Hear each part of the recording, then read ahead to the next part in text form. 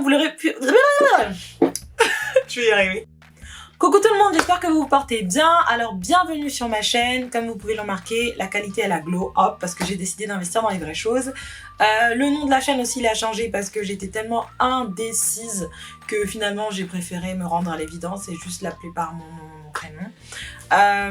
Qu'est-ce que je peux dire d'autre?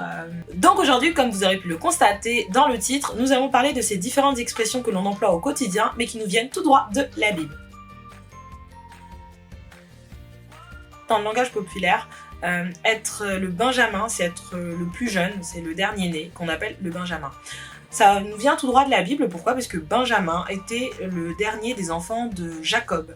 Jacob avait 13 enfants, 12 garçons, et la 13e du coup c'était Dina, qui était une femme, mais le dernier né était Benjamin. Et donc vous avez la référence biblique donc dans Genèse 35, au verset 18, où on apprend un petit peu les circonstances dans lesquelles Benjamin est né, puisque sa mère est morte en couche, et elle a souhaité l'appeler Ben-Oni, donc au verset 18, Genèse 35-18, elle a voulu l'appeler Ben-Oni, qui signifiait fils de la douleur, et le papa, en fait, qui était Jacob, a décidé de l'appeler Benjamin, qui signifie fils de la droite.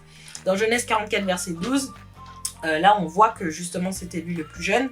L'intendant fouilla leurs sacs en commençant par celui de l'aîné et en finissant par celui du plus jeune, et la coupe fut trouvée dans le sac de Benjamin. Donc Benjamin était le plus jeune. Ah, alors là on se dit mais comment ça se fait que ça me vient de la Bible, ça je vois pas du tout d'où ça vient, même moi ça m'a surprise. Dans l'Exode en fait, lorsque Moïse en fait était en guerre contre Amalek, si je ne me trompe pas, à chaque fois que Moïse levait les mains, Israël, c'est-à-dire le peuple d'Israël, donc le peuple qui était avec Moïse, voilà, dans le désert, à chaque fois que Moïse levait les mains, ils avaient le dessus sur la guerre. Et à chaque fois que Moïse baissait les mains, c'était Amalek qui avait le dessus sur la guerre. Et donc ce qui se passait, c'est qu'en fait, quand Moïse commençait à être fatigué, il y avait Aaron et Hur, en fait, qui lui soutenaient les mains. Et c'est comme ça qu'ils ont réussi à remporter la guerre, parce qu'on a aidé Moïse à soutenir les mains. Donc en fait, quand on dit baisser les bras, c'est tout simplement abandonner et se laisser vaincre. Et en fait, ça nous vient tout droit de l'histoire de Moïse. Alors, qui n'a jamais entendu cette expression?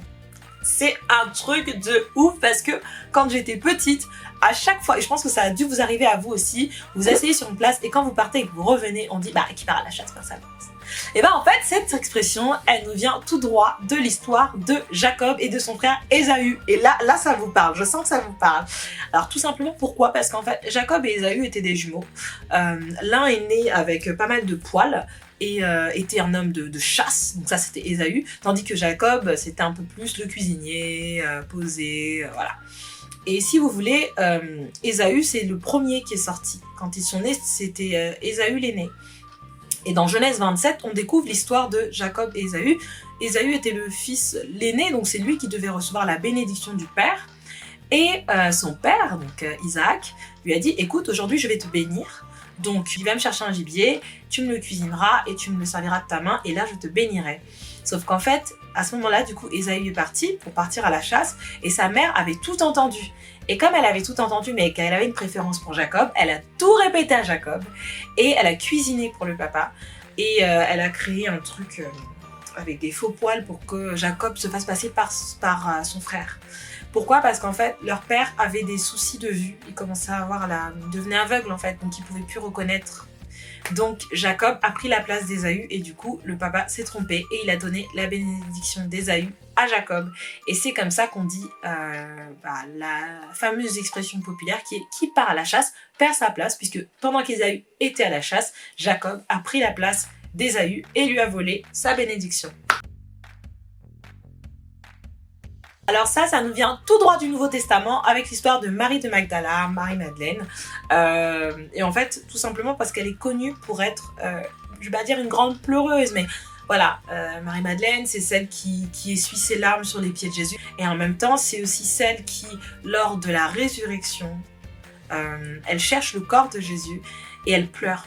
Et Jésus, quand il réapparaît devant elle, il lui dit « Ne pleure pas, arrête de pleurer ». Donc c'est de là que nous vient l'expression « pleurer comme une Madeleine » parce que Madeleine c'est quelqu'un qui pleurait beaucoup. Ça nous vient de Lévitique 16, versets 9 à 10. Et là, je vais le lire. Il dit « Aaron fera approcher le bouc sur lequel est tombé le sort pour l'Éternel, et il l'offrira en sacrifice d'expiation. » Verset 10. « Et le bouc sur lequel est tombé le sort pour Azazel sera placé vivant devant l'Éternel, afin qu'il serve à faire l'expiation et qu'il soit lâché dans le désert pour Azazel. » Donc en fait, le bouc, c'était celui qu'on allait utiliser. Donc le bouc qui allait être... voilà, sur lequel le sort allait tomber, c'est celui qui allait être utilisé pour l'expiation de tout le peuple. Donc c'est ce qu'on appelle aujourd'hui le bouc émissaire. Et aujourd'hui dans la culture populaire, le bouc émissaire en fait c'est celui sur qui la chose doit tomber quoi, et qui porte pour tout le monde.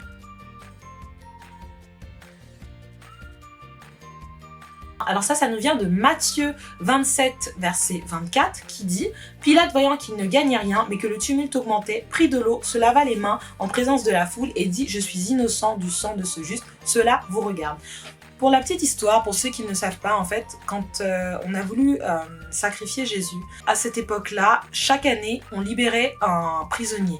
Et donc Pilate, comme il voyait que Jésus n'avait rien de coupable, il a essayé de proposer un deal en disant « Écoutez, moi je vous propose de choisir entre est-ce que je libère Barabbas, qui était un grand meurtrier à l'époque, ou bien est-ce que je laisse partir Jésus ?»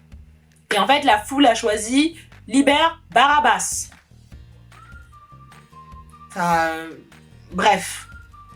Après, c'était l'accomplissement. Hein. Donc la foule a choisi que l'on libère Barabbas. Et donc du coup, Barabbas a été libéré, mais en fait, Pilate, comme pour lui, Jésus était innocent et que il ne voulait pas être mêlé au sang de ce juste, puisqu'il avait eu un entretien avec Jésus, il s'était rendu compte que Jésus était quelqu'un de bien, de bon, il a décidé de se laver les mains en signe de...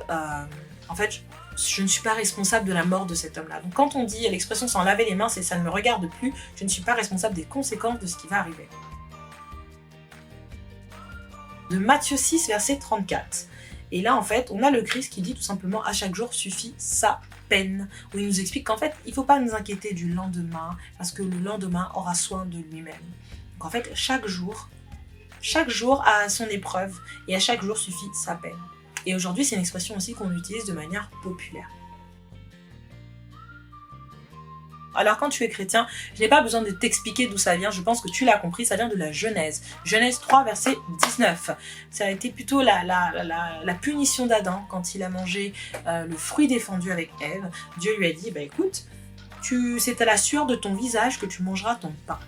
Et en fait, c'est de là que vient l'expression « travailler à la sueur de son front ».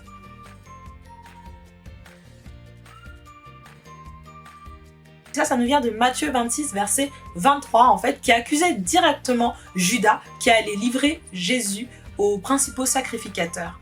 Et donc, en fait, quand on dit que t'es pris la main dans le plat, c'est qu'en gros, on t'a chopé, on t'a identifié, t'es pris en flagrant délit, en fait. Et là, Judas a été pris en flagrant délit parce qu'on savait que c'était lui qui allait livrer Jésus. En fait, il faut vraiment que tu rendes à qui de droit. Je vois pas trop comment je peux expliquer ça en mieux, mais Jésus avait utilisé cette expression quand les gens lui disaient est-ce qu'on doit payer la dîme, est-ce qu'on doit payer l'impôt, comment est-ce que ça se passe. Et en fait, le Christ expliquait que donner à César ce qui est à César et donner à Dieu ce qui est à Dieu. Donc on mélange pas les deux. Si tu dois quelque chose à quelqu'un, rends-lui. Donc voilà, c'est de là que venait cette fameuse expression. Et il y en a plein d'autres. Si vous en connaissez comme ça, n'hésitez pas à les mettre en commentaire. Mais ne spoilez pas tout, quoi, parce que je compte vous faire d'autres vidéos pour vous parler des autres expressions bibliques qui sont utilisées au quotidien. J'espère que ça vous a plu. Et voilà, si vous avez des questions, n'hésitez pas. Voilà, le jargon de YouTube, hein, commentez, likez, partagez. Bisous la famille!